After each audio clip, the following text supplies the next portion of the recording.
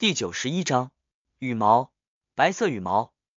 克莱恩望着没有尸骨的墓穴，豁然想到了一个单词：天使。在七大教会的典籍里，充斥着天使与圣者的传说，而前者的特征之一就是背后长着一对、2对、3对，甚至6对白色的纯洁的羽翼。不过，转瞬之间，克莱恩又记起了一段往事。阿兹克先生曾经向他描述过自己的梦境，描述过那仿佛一世又一世人生般的梦境。其中一幕场景是在黑暗的陵寝内，身旁有许多敞开的古老棺材，棺材里则趴着一具具背后长着白色羽毛的尸体。这是死神途径的特殊表现，还是灵教团弄出来的诡异现象？克莱恩没有开口，收敛住种种情绪，平静地看着墓穴底部沾染有淡黄油污的白色羽毛。他初步判断那位老先生不会是天使，因为序列2甚至序列1的恐怖非凡者死后肯定会对周围产生强烈的影响，比如廷根士查尼斯门后的圣者骨灰会延伸出近乎无形的黑色的阴冷的细线，以此封印住周围的人和物。当然，也可能他没有真正死亡，就像阿兹克先生那样。克莱恩弯下腰背，用戴着黑色手套的右掌拾起了3根白色的羽毛。他打算回家之后去灰雾之上做个占卜。这个时候，考普斯蒂缓了过来，连滚带爬的凑到克莱恩身旁，隐含恐惧的望向墓穴道：尸体呢？克莱恩侧头看了他一眼，低沉开口道：也许他自己走了，自己走了。考普斯蒂惊恐的重复了一遍，彻底认识到死者苏醒是多么可怕的一件事情。他双腿发抖，自言自语般的说道：可是，我没有对他使用复活仪式。克莱恩转过身体，注视了他几秒道：死亡不是终点，死亡不是终点，死亡不是终点。考普斯蒂被自己信奉的理念吓得不轻，脱口问道：他会回来吗？那枚铜哨召唤出的信使大概率对应着那位老先生，也就是说，把纸条给信使就等于寄信给那位老先生，寄信给一位死去了快半年的人。呵，不知道他现在去了哪里，处于什么状态。对于考普斯蒂的问题，克莱恩轻描淡写的提点了一句：不要再吹那枚铜哨，您是说铜哨会把他吸引回来？考普斯蒂惊惧反问。不等克莱恩回答，他又自顾自请求道：您可以帮我把这枚铜哨扔到塔索克河里吗？如果不行，那我自己去。你之前不是对死亡对相应的哲学很感兴趣吗？克莱恩腹诽一句，伸手接过了属于考普斯蒂的那枚铜哨。他打算在条件合适的情况下，试着给死人寄封信，看看会发生什么事情。当然，这一切的前提是他确定没太大的危险。吩咐考普斯蒂重新填埋好墓穴后，克莱恩和他交流了一会灵武和相应的神秘学知识，丰富了自己的见闻，并且问清楚了考普斯蒂下葬那位老先生时，有按照对方的遗嘱，让尸体面朝下地趴着。某些特殊的情况下，用灵武代替部分仪式魔法的繁琐布置会更加有效，更为简便。眼见目的达成，克莱恩又警告了考普斯蒂一句，让他不要再乱玩所谓的复活仪式。接着，他从花园离开这条街道，绕至很远的地方坐马车前往东区。换上之前的衣物后，他返回明斯克街，进入卧室，经过一系列操作，将3根白色的羽毛和考普斯蒂的铜哨带到了灰雾之上。坐至属于愚者的高背椅，克莱恩具现出纸笔，书写下早就想好的占卜语句。他的来历紧接着，他握住那3根白色羽毛后靠向椅背，默念之中，克莱恩进入梦境，四周迷迷蒙蒙，灰白浓郁。这样的天地里，有一片浓郁无光的黑暗。忽然，黑暗染上了绯红的色彩，一只苍白见骨的手探出了黄褐色的泥土，一道人影慢慢爬了起来。他并没有掀开石板，搅动泥土，而是就那样穿透往外。绯红的月光下，这人影背后的衣物破破烂烂，长出了一根根白色的羽毛。这有着斑白头发的人影微微侧头，露出脸庞那明显的红斑，以及木然、呆愣、没有任何情感的眼睛。他迈开步伐，艰难地穿透围栏，向着黑色深处行去，越走越远，直至消失。梦境随之破碎，克莱恩苏醒了过来。尸体背后真的长出了白色的羽毛，他的状态很像沙伦小姐啊，但是又有明显的不同，给人很沉重、很实质、不虚幻的感觉。他似乎能在人体和灵体间半自然不完整的转变，沟通现实世界与灵界冥界的使者。克莱恩伸手轻敲长桌边缘，沉思了好一阵子。紧接着，他又占卜现在使用考普斯蒂那枚铜哨记信是否存在危险，得到了肯定的答案，而且灵摆转动的幅度很大，速度很快。可惜啊，没法在灰雾上直接使用铜哨，信使根本进不来，否则就没有任何危险了。克莱恩自语一句后坠入灰雾之中，返回了现实世界。清晨时分，皇后区那片相对清新的树林内，脸庞圆乎乎，30来岁的药师出现在僻静的角落里，将秘密栽种的草药收入了随身携带的皮囊里。完成了今天的任务后，他直了下腰，活动起身体，很满足的无声自语道：果然，身体素质得到提高了，不再像以前只有对毒素的抗性比较强。不过，为什么我的序列8是驯兽师？这和药师有什么关系？药师是驯化并使用植物和失去了生命的动物某部分，驯兽师是驯化并使用活着的动物，包括超凡生物。那我的序列7将能驯化并使用人类？老头都没告诉我序列7的名称，也没给我配方，等我稳定下来，得试着联系他了。药师拳打脚踢，适应着变强的身体，一直到累得不行，才停下动作。呼，喘息之中，他开始思考一个严肃的问题，那就是驯兽师该怎么扮演？驯兽师该怎么做呢？找动物驯化。药师嘀咕之中，忽然有所感应，望向了人工湖位置，那里有一条金毛大狗正欢快地奔跑着，似乎察觉到了他的视线，金毛大狗豁然侧头看了过来，视线在半空碰撞，那金毛大狗愣了一下，旋即机鸣转身，一溜烟跑得不见了踪影。霍尔伯爵家的豪华别墅内，苏茜回到琴房，蹲于奥黛丽的脚旁，吐着舌头，喘着大气。等到金发少女弹完一曲，他才后怕的说道：奥黛丽，我遇见了一个可怕的家伙，他的眼神很可怕。是吗？他想对你做什么？奥黛丽好奇又关切的问道。苏茜认真想了想道：我也不知道，总之他很危险，这是我的直觉。他长什么样子？奥黛丽考虑要不要让家里的守卫和侍从去警告那名男子。没看清楚，我感觉他是我的天敌。苏茜一本正经的回答。你的天敌？狗类克星。奥黛丽露出矜持的笑容。苏茜，你最近不要去那片树林了。奥黛丽，你刚才心情不大好，我从你的琴音里听出来的。苏茜转而问道。奥黛丽轻轻颔首道：我刚才从格莱林特那里收到了消息，福尔斯和修告诉我，今晚的聚会取消了。我本来还打算给你换取非凡材料的，并且尝试着接触心理炼金会的人。他在心里默默补了一句。为什么？苏茜疑惑问道。奥黛丽思索着回答，据说是那起连环杀人案造成的影响。周六早晨，贝克兰德的空气和往常一样差。克莱恩正尝试着做小时候爱吃的一种面食，为此他购买了品质较高的面粉，加水加糖，调成了一盆稀薄的浆糊。接着他倒油入锅，湿润着表面。烧热之后，他用汤勺舀起一些面浆，将它们倾至锅边，摊得很薄。滋滋滋的声音里，他摊了好几张薄饼，面粉的香味逐渐散溢开来。等到差不多，他把那些软软的面皮状的薄饼一一揭了下来，放入盘中，并加水把剩下的材料做成了面糊。刚端着面饼和糊糊回到餐厅，克莱恩就迫不及待扯下一块，塞入口中。那薄饼只有浓郁的麦香和刺激食欲的甜味，单纯朴素却异常美味，是记忆里的味道。克莱恩飞快吃着，时不时喝一口面糊。就在他吃的差不多，开始放慢速度的时候，门铃忽然被拉响，叮叮当当之声不断回荡。新的委托。克莱恩取下餐巾，擦了擦手，起身走向门边。他还未握住把手，脑海内就自然浮现出了访客的形象。那是一位鬓角花白、脸庞消瘦、气质出众的中老年绅士。那是能得到警方邀请的私家侦探艾辛格斯坦顿。他来找我做什么？克莱恩疑惑开门，微笑问道：早上好，斯坦顿先生，有什么事情吗？艾辛格摘下半高丝绸礼帽，笑笑道：早上好，莫里亚蒂先生，我想找你合作。我认为你是一位优秀的侦探，之前纯粹凭借自己就查到了东拜朗船务，查到了码头工会合作。克莱恩没有掩饰自身的愕然。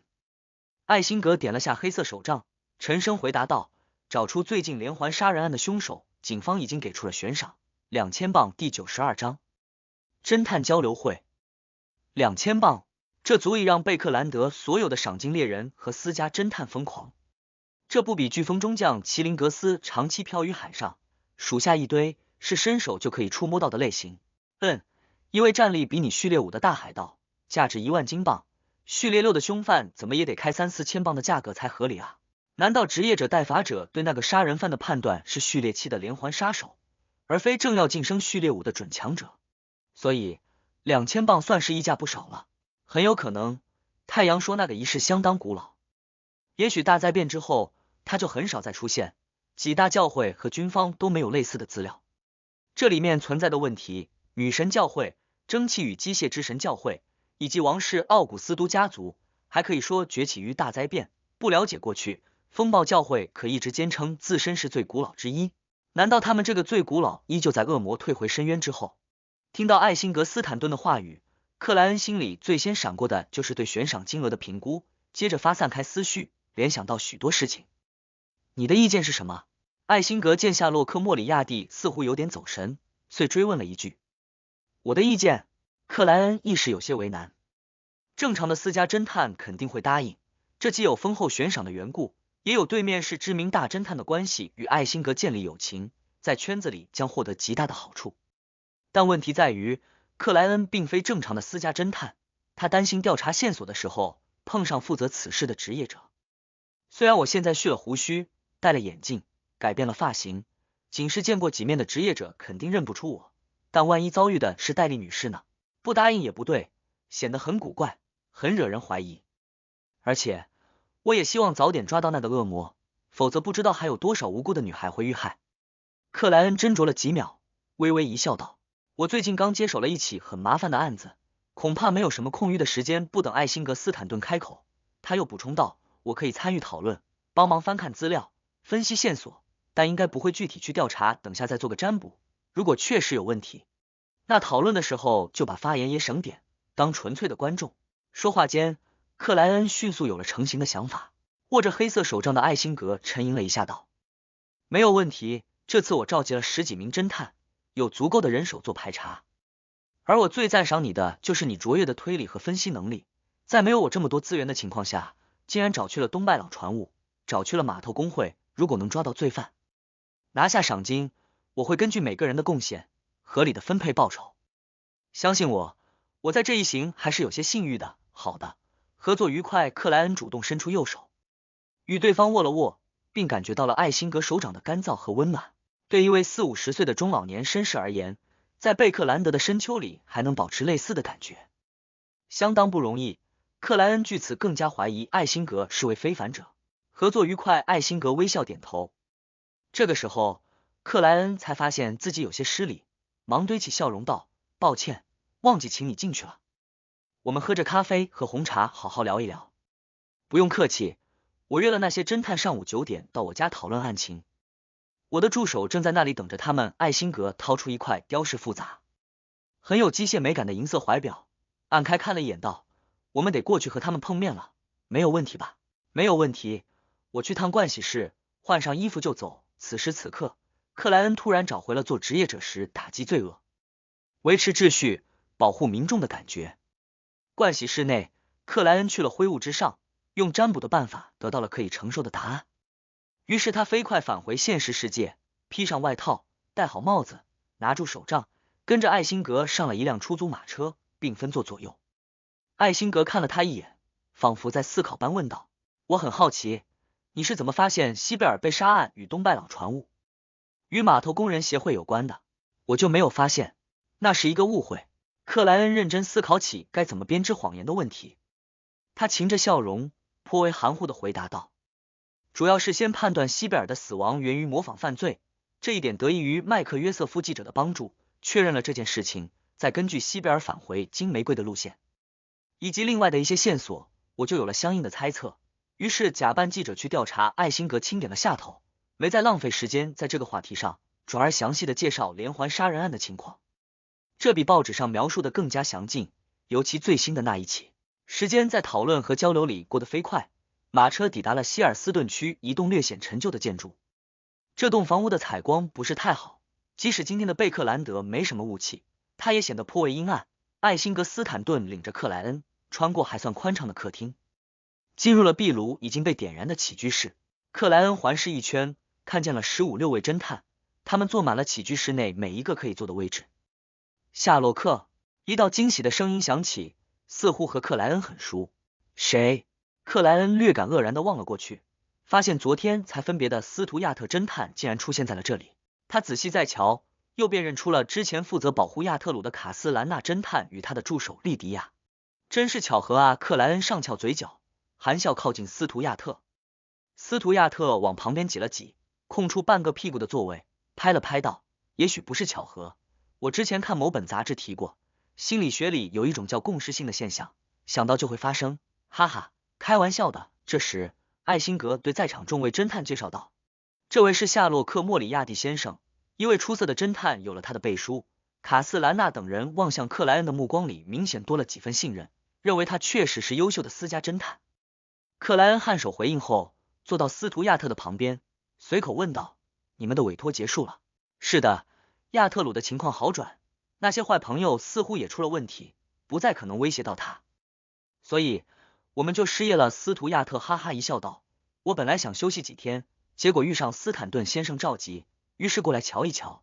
其实这样也好，我很不喜欢带点诡异、有些吓人的案子。我是指鬼故事那种吓人。相比较而言，我更愿意接手凶杀案。”等助手给每人倒了杯咖啡或红茶，散发了资料后，艾辛格坐到安乐椅上，掏出烟斗，缓缓摩挲道：“我想你们都不会对最近的这起连环杀人案感觉陌生，有什么想法吗？说出来大家讨论一下。”脸庞消瘦，留着较少络腮胡的斯图亚特举了举手，抢先说道：“我刚才翻看了下资料，发现警方既然没从死者的身份入手调查，我想那个罪犯不可能光靠眼睛就能认出被害者曾经是站街女郎，他肯定与他们有过接触，这是很重要的方向。警方竟然遗漏了，神啊，这简直不可思议！那个罪犯大概率就是靠眼睛认出来的。”克莱恩默默自语了一句。对于斯图亚特的质疑，大部分私家侦探纷纷出言附和，唯有卡斯兰纳、艾辛格等2、3人保持着沉默，没有开口。这是一个很重要的方向，斯图亚特，你找几位朋友帮忙，仔细查下去。等到议论平息，艾辛格才平稳地给出了一句评价。接下来的时光，侦探们各抒己见，时而争吵，高声反驳，时而站起踱步，整理思绪。克莱恩一直安静听着，没发表任何意见。等到交流接近尾声，他忽然举了下手道：“我想要贝克兰德乃至整个王国最近20年内未破的连环杀人案资料。”房间内突地安静了几秒，大部分私家侦探一时竟没能明白克莱恩的用意和想法。艾辛格将烟斗凑于鼻子前，吸了口气味，斟酌着开口道：“你认为凶手不是初犯？你怀疑他之前有过类似的犯罪，即使作案手法并不相同？”“不是怀疑，是几乎肯定。”克莱恩在心里回答了一句，这是他根据太阳提供的信息做出的推理。既然凶手是在为序列6晋升序列5努力，那么他在序列7连环杀手阶段又做过什么呢？如果他没有进行过类似的犯罪，那他很难消化掉魔药，即使有时间的积累，序列7升序列6也有不小的概率失控，而深渊途径的非凡者属于这方面的高危患者。所以克莱恩判断，不管对方懂不懂扮演法，他在序列7阶段应该都出于种种原因完成过连环杀人案。这样一来，对方消化序列7的魔药用不了几年，即使加上序列6 ，20年范围也是足够合理的限制。因为如果年纪太大，不管魔药有没有消化，晋升都是相当危险的，整个人会随着仪式的深入越来越疯狂，留下明显的线索。在现阶段，那位凶手作案冷静，拥有干扰占卜和追踪的能力，几乎不存在漏洞，但早期青涩的他未必如此。他初次完成连环杀人案时，大概率没那么谨慎，这就是可供追查的最好线索。诸多想法一闪而过，克莱恩颔首回应道：“那个罪犯的作案手法不像是菜鸟，我有理由相信他以前做过类似的事情。结合过去和现在，我们更有希望抓住问题的关键。”听到他的回答，侦探们交头接耳，议论了起来。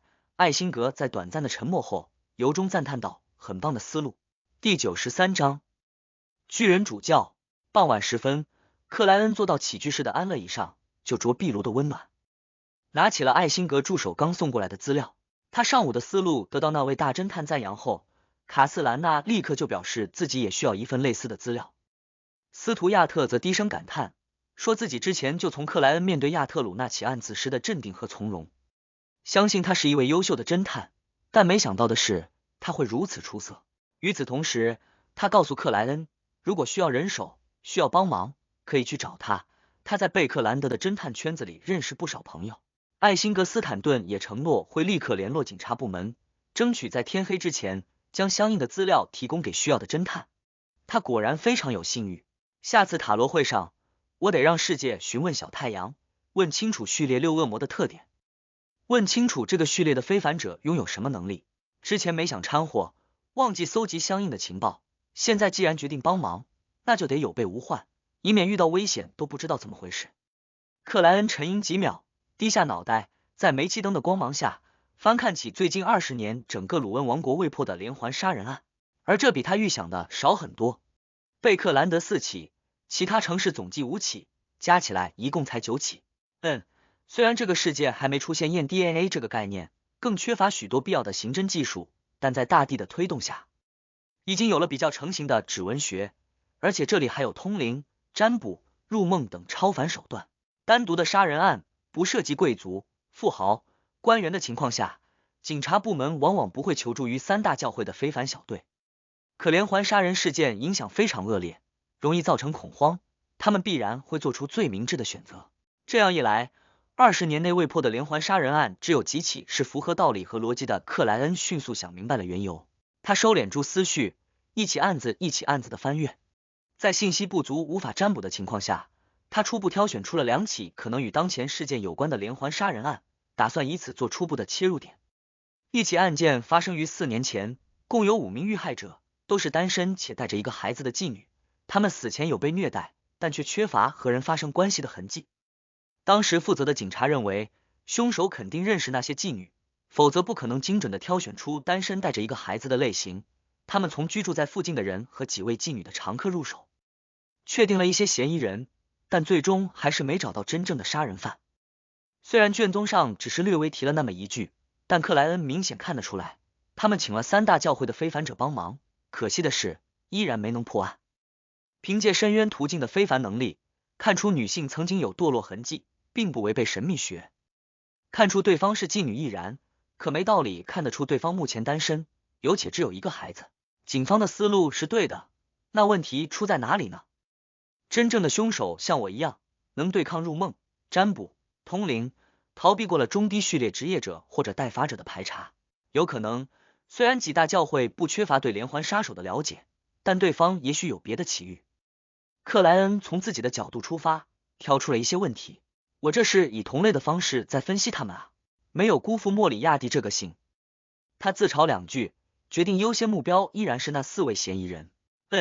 让斯坦顿先生通过警方确定那几位嫌疑人目前的地址和状态，请斯图亚特找人辅助，我就不直接出面了，免得遇上官方非凡者。等弄清楚了情况，再搜集嫌疑人的随身物品，到灰物之上进行玄学推理。克莱恩迅速拟定了计划。第2起案子发生于11年前，当时陆续出现了4起碎尸案。原本这几起案子没有被合并，直到警方从处理尸体的手法有了怀疑，才被确认为连环杀人案。被害者是工作到很晚才回家的人，有男有女，未被劫财，彼此间没共同关系。因为耽搁了最宝贵的时间，这起案子一直都没能找到嫌疑人的线索，这是失误造成的问题。如果很快就请通灵者帮忙，那死者的怨魂甚至会往凶手周围聚集。当然，也可能凶手连灵魂也杀掉了，就像现在这起，死者的尸体应该只剩骨灰了，很难入手啊。克莱恩揉了揉额角，见天色已黑，暂时不再去思考案情，从安乐椅上起身，离开了明斯克街。他今晚还有事情要做，他要去大桥南区，去月季花街的丰收教堂，找乌特拉夫斯基主教，争取拿到药师配方。这件事情他已经占卜过是否危险。对克莱恩而言，如果有一位药师做手下，那是非常有帮助的。他会受伤，会生病，会遇到能对他造成伤害的敌人，一个随时可以找到的药师将是他坚强的后盾。到东区周转了一下后，改换了装扮的克莱恩乘坐蒸汽地铁，穿过塔索克河，抵达了大桥南区。一路之上，地铁沿线的昏暗和相应的煤气灯构成了让人印象深刻的场景。改坐公共马车，克莱恩来到月季花街，不需辨认就发现了那座狭小的丰收教堂。这座金黄色的教堂有较为醒目的尖顶和铭刻于外墙上的生命圣徽，那是由麦穗、鲜花和泉水等符号簇拥着的一个简笔婴儿，这与周围的建筑截然不同。此时此刻，教堂内灯火昏暗，似乎没什么信众。克莱恩从侧面潜入，谨慎地用油彩涂抹了脸庞，而不是只单纯的依赖制造幻觉的能力。教堂大厅内，一排排座椅整齐摆放，最上方是巨大的生命圣徽，两侧是点燃的一根根蜡烛。最前排的一张座椅上，有位穿褐色教士服的40-50岁高大男子，他光是坐在那里，就仿佛一座小山，给人极大的压迫感。这男子戴着主教软帽，眉毛浅淡而稀疏，眼角、脸颊、嘴边有明显的皱纹。这个时候，他正紧紧闭着眼睛，交握双手，抵住下颌，似乎在做最虔诚的忏悔。忽然，他睁开了双眸，露出一片浅蓝。母神的教诲不会拒绝任何人，你为什么不走正门？这位40-50岁的老者没有抬头，低沉柔和的开口道：你就是乌特拉夫斯基主教。克莱恩从阴暗的地方走了出来。那位穿褐色主教服的高大男子语气温和的回答道：我更喜欢别人称呼我神父乌特拉夫斯基神父。好的，主教先生。克莱恩故意笑了一声，你的名字和你的身高都告诉我。你是福萨克人，为什么会信仰大地母神？乌特拉夫斯基主教缓缓抬起脑袋，注视着前方的生命圣徽，饱含感情的说道：我出生在尖海沿岸的英多，是个狂热于战斗和杀戮的人。英多，他确实是福萨克帝国的人。克莱恩微不可见地点了下头。尖海是鲁恩、英蒂斯和福萨克的天然分界线，东岸属于鲁恩，西岸大部分归属英蒂斯，往北则是福萨克帝国那几个有名的港口城市，比如英多。另外，尖海还往东北方向蔓延，一直穿透了福萨克帝国的领土，与北海连通。那部分海域有许多岛屿，是冰熊和海豹等动物的栖息地。猎熊和钓海豹正是当地福萨克民众的传统节目。他思绪略有发散的时候，乌特拉夫斯基主教继续望着前方说道：我犯下严重的罪行，逃到了苏尼亚海上，成为了一名凶残的海盗。在我真正堕入心灵的地狱前，我幸运地遇上了母神的传教士。那天之后，我明白了生命的可贵，明白了万物生长的魅力，获得了纯粹的来源于生命本身的喜悦。我在母神的圣徽前立下誓言，要将他的信仰传播到其他国度，以此为血腥的过往忏悔。所以，我来了。我来到了这里。平和却充满感情的声音里，乌特拉夫斯基主教站了起来。他身高超过2.20米，体格健壮，教士服紧绷，就像传说里的巨人重新出现在了北大陆。真正的巨人3到5米，树枝单眼。福萨克帝国的民众普遍高大，难怪他们一直自称巨人移民，相信自身有巨人血脉。克莱恩不得不后仰脖子，看向那位神父的脸孔。你来做什么？乌特拉夫斯基主教低着脑袋询问道。听说你有事情想委托，报酬是药师的配方。做了伪装的克莱恩直截了当的问道。乌特拉夫斯基主教沉默了几秒道：是的，虽然我不知道你是从哪里听说的，但确实有这件事情。那么是什么任务？克莱恩含笑问道。乌特拉夫斯基深深打量了他一阵道：我想你没法完成我的委托，或许可以呢。得知道具体的内容，我才能做出评估。克莱恩微皱眉头道。乌特拉夫斯基宛若巨柱般耸立在那里，隔了几秒道：我的委托是……说到这里，他闭了闭眼睛。杀了我。第94章，黎明骑士。杀了你。克莱恩第一次听见这种要求，遇到这种任务，短暂竟不知该做什么反应。他甚至开始怀疑这件事会不会有大阴谋。乌特拉夫斯基主教睁开双眼，俯视着克莱恩道：杀掉过去的我。神父先生，说话不要大喘气。克莱恩嘴角略微抽动，疑惑问道：即使在神话传说里，也没有谁能回到过去。你这个委托，恐怕只有7位神灵才可能完成。不，我的意思是，杀掉还藏在我内心深处，从未真正死去的过往。乌特拉夫斯基主教见克莱恩依然有些不解，微驼背部道：以前那个喜爱杀戮、狂热于战斗的我，并没有随着我发自内心的忏悔彻底死去。我能清晰的感觉到，他还活在我的身体内，总想着夺回一切事情的控制权。我每时每刻都在压制着他，希望用弥撒、用苦行、用传教来感化他，让他也真正的信奉母神的教义，重新与我归于一体。简单来说，过往的印记太深，与当前的生活冲突激烈，于是产生了人格方面的分裂。伪心理学家真键盘强者克莱恩·莫雷蒂做出了初步的评判，斟酌着说道：“这是心理方面的问题。我认为你最需要的是看精神科的医生。我尝试过，你或许不清楚，母神掌握的非凡途径里有医师这个序列，也就是古代的治疗牧师，他们研究过我的问题，认为这不是简单的心理疾病，还夹杂了失控的倾向。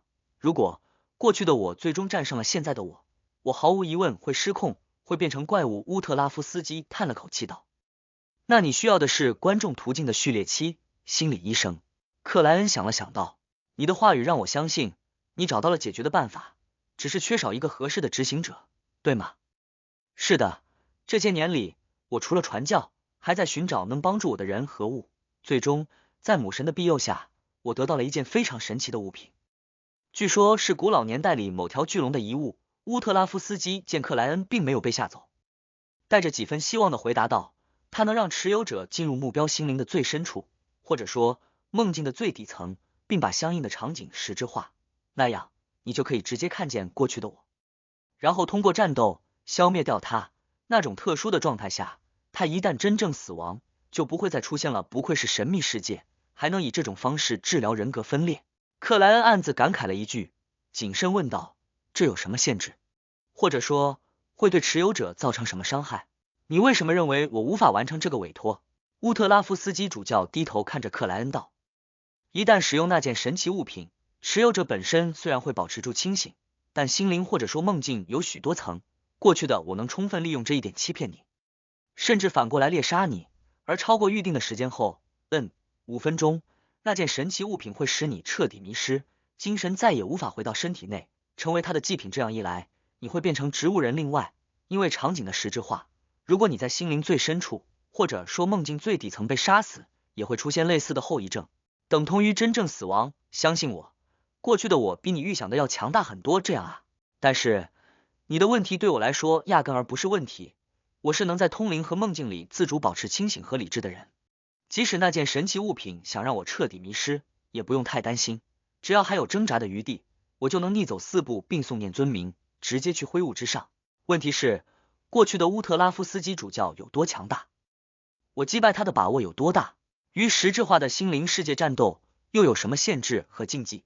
克莱恩思考了一阵道：“乌特拉夫斯基神父，过去的你究竟有多强大？”“我并不认为我一定会输。”乌特拉夫斯基主教的眼神恍惚了一下。“我是一名战士，我已经走到了这条非凡途径的序列6，成为了一名黎明骑士，原来不是耕种者途径的非凡者。他自己也说了，犯下罪行，成为海盗后，才被大地母神教会感化。序列6，我不是没有办法赢。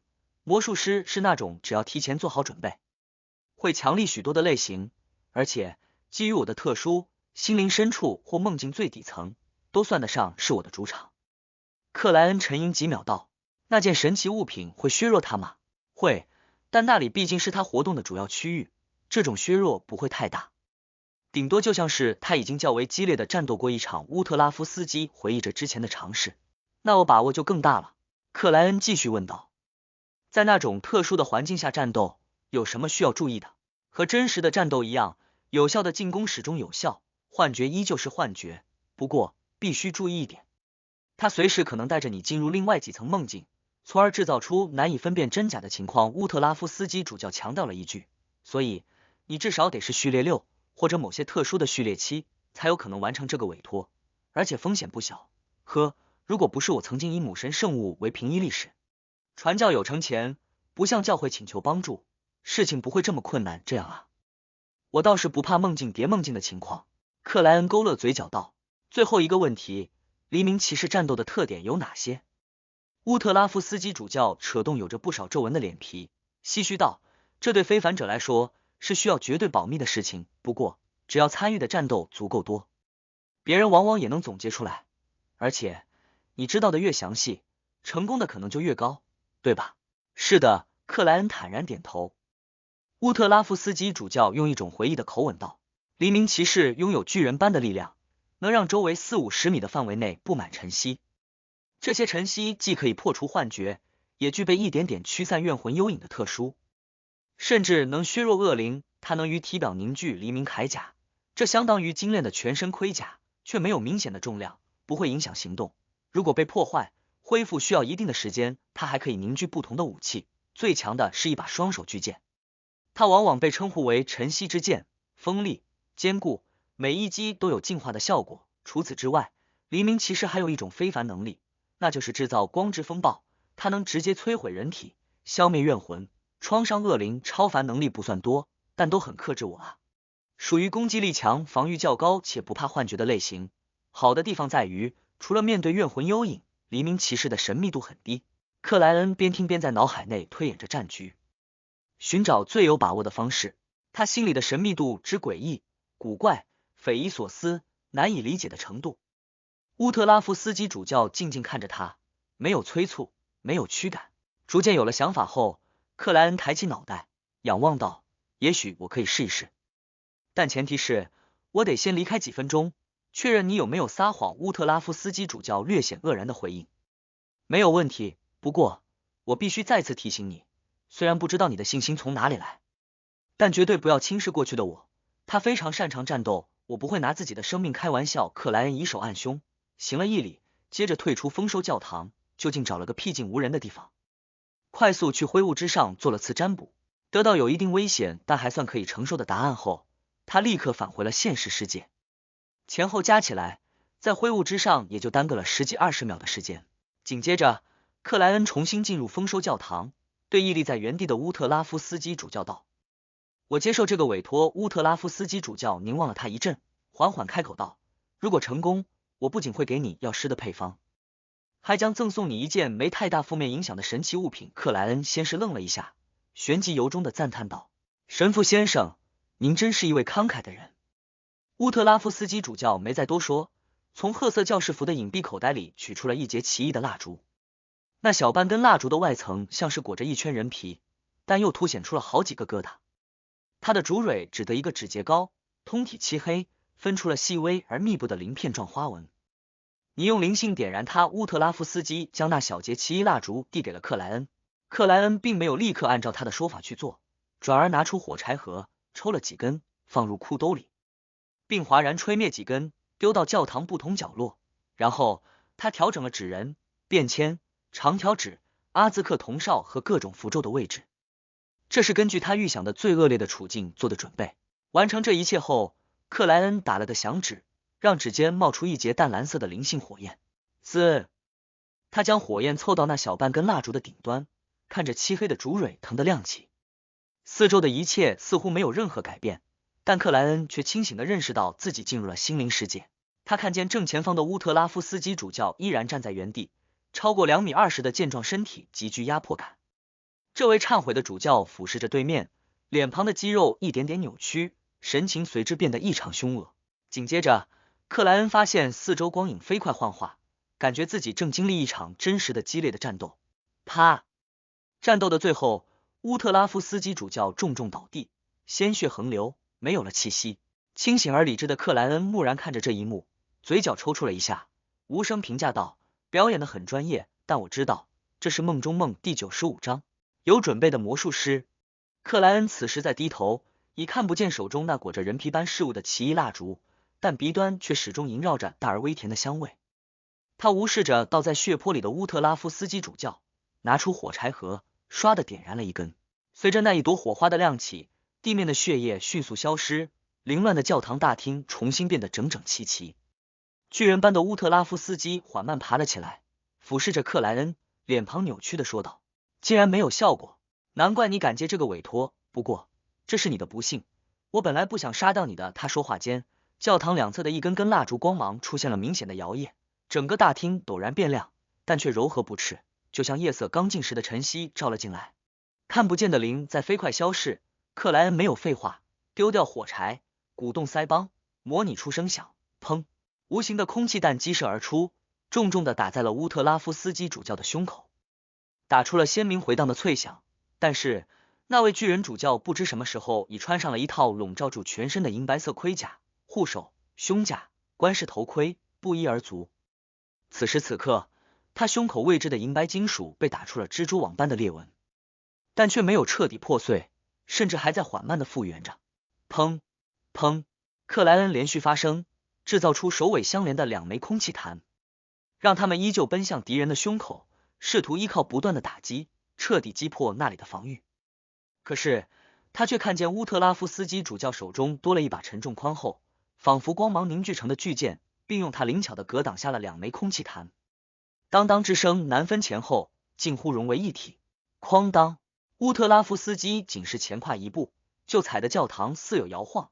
与此同时，他那把双手巨剑从上往下以斩碎建筑般的姿态劈向了克莱恩，剑还未至，带起的劲风就吹得克莱恩差点没能保持住平衡。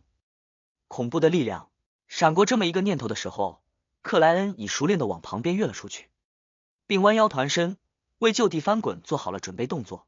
砰！乌特拉夫斯基的双手巨剑劈在地面，劈碎了石板，劈的裂纹飞快向着四周蔓延。呲啦！他拖着巨剑摩擦着地表，改数劈为横扫，带起了一溜的火星。这一招正是为喜爱翻滚的对手准备的。克莱恩刚要着地，脑海内却瞬间浮现出自己被双手巨剑横扫击中的画面，忙甩臂探掌，轻巧一按，再次腾空跃起。呜啦！劲风吹散了地面的尘埃，可怕的巨剑扫平了附近的椅子。而克莱恩还未来得及反扑，巨人主教的攻击又衔尾而至，毫无停顿。1剑、2剑、3剑、5剑、6剑、7剑，乌特拉夫斯基似乎拥有充沛到极点的体力，没有间断的狂风暴雨般的攻击竟维持了好几十秒。竖劈、斜斩、横扫、直刺、拍击，他用最简单的剑术演绎着什么叫最有效、最合理，而双手巨剑的伤害范围更是达到了恐怖的程度。克莱恩时而跳跃，时而翻滚，时而奔走，竟没找到施展能力的机会，显得狼狈不堪，岌岌可危。要不是他提前在教堂不同角落丢了火柴，两侧也还有一些蜡烛未曾熄灭，可以据此闪现，他恐怕已经被对方斩于剑下。不愧是以擅长战斗著称的非凡职业，没有一点错误，没有薄弱之处。克莱恩并未因此而慌乱，翻滚逃避之中，始终在寻找敌人的漏洞，等待对方的攻击进入缓和阶段。终于，他发现了乌特拉夫斯基剑术的一个问题，那就是双手巨剑太长太大，在近身战斗上存在明显的缺陷。想法一闪，克莱恩趁着巨剑竖劈而来的机会，先向左前方翻动，接着手掌一撑，飞快滚向了乌特拉夫斯基的双腿之间。作为一名身高超过2.20米的半巨人，乌特拉夫斯基仅是普通站立，双腿也分得较开，银白色的护裆清晰可见。刚翻滚到那里，克莱恩的左手已探入衣兜，要抽出一张长条纸，将它变成坚硬锋利的手杖，往上插入敌人护裆侧方的空隙，插入那巨人主教的体内。这将是致命的一击。可就在这个时候，他心中一凛，脑海内呈现出巨剑下插，无穷光芒迸发，并形成恐怖风暴吞没掉自身的画面。陷阱，乌特拉夫斯基的陷阱。克莱恩没有犹豫，右手一按，向前跃出，穿过巨人主教双腿之间的空隙，跳到了他的背后。就在他做出这个动作的时候，乌特拉夫斯基以双手握住剑柄，弯曲腰背，直上直下的将巨剑刺入了身前的石板。咔嚓的声音里，剑身之上有一片又一片晨曦般的光点涌出，化作飓风，横扫了周围。无声无息间，克莱恩原本所在的那个地方，石板消失不见了，下方的泥土薄了近10厘米。乌特拉夫斯基双腿和裆部的银白盔甲同样也受到伤害，寸寸破碎，露出了皮肤。他的陷阱是以自己的受伤换取敌人的灭亡。这个时候，跃到乌特拉夫斯基主教身后的克莱恩终于找到了反攻的机会，他于半空强行扭转身体，鼓起腮帮，对着敌人的后脑勺模拟出枪响。砰砰，2枚空气弹相继命中了乌特拉夫斯基的后脑，先是打裂了那个位置的银白色金属，接着让他4分5裂，暴露出没有任何防护的地方。克莱恩正要给予致命一击，乌特拉夫斯基忽地直起身体，转动腰背，狂暴地往后横扫出了双手巨剑。这速度是如此之快，攻击是如此之猛，克莱恩似乎已难以躲避，但是他却从衣兜里抽出了一张纸，及时挡在了身前。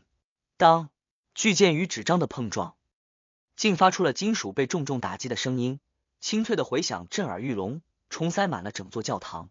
克莱恩就像一颗网球般被击飞了出去，手中的纸张四分五裂，只剩一点夹在手指之间。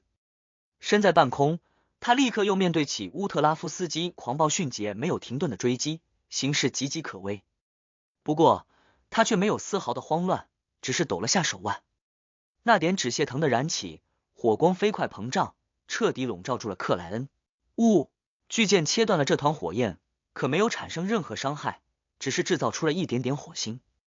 教堂右侧的某根蜡烛处，昏黄的焰火陡的扩散，勾勒出了一道脸涂油彩的身影。克莱恩重新呈现，从衣兜里又抽出了一张长条纸。啪！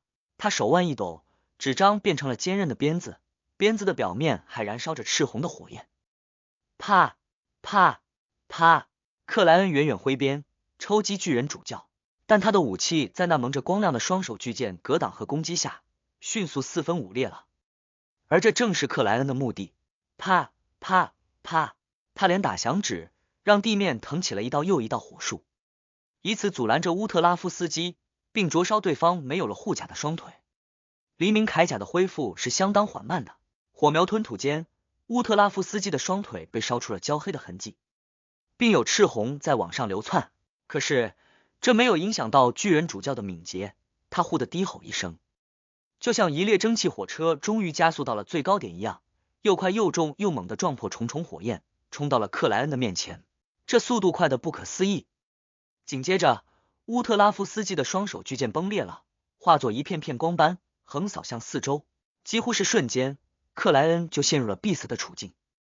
他身上单独存放的那几根火柴或者被引燃了，强烈的火焰将他彻底包裹。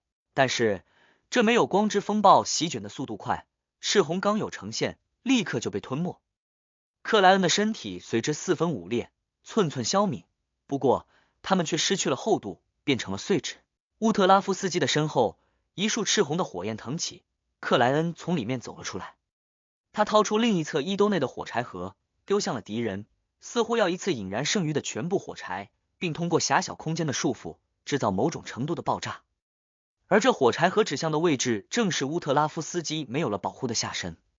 克莱恩抬起右手，打出响指。与此同时，乌特拉夫斯基主教背身跳了起来，并弯曲膝盖，收起双腿。啪！伴随响指声音的是没有变化的火柴盒，是砰的一声巨响，是一枚准确掀开了乌特拉夫斯基主教缺乏保护的后脑勺的空气弹，是一枚早有准备的致命之物。头骨裂开，鲜血和白点溅出，乌特拉夫斯基艰难转头，茫然开口：“你！”啪嗒，火柴盒掉在了被光之风暴弄得坑坑洼洼的地面，可依然未被点燃。克莱恩笑笑道：“我从来没说过，打响指只能用于操纵火焰，不能拿来发射空气弹。你看，啪啪啪！”他连打响指，让一枚又一枚的空气弹命中乌特拉夫斯基的头部，击碎了他的头盔，打破了他的脑袋。扑通！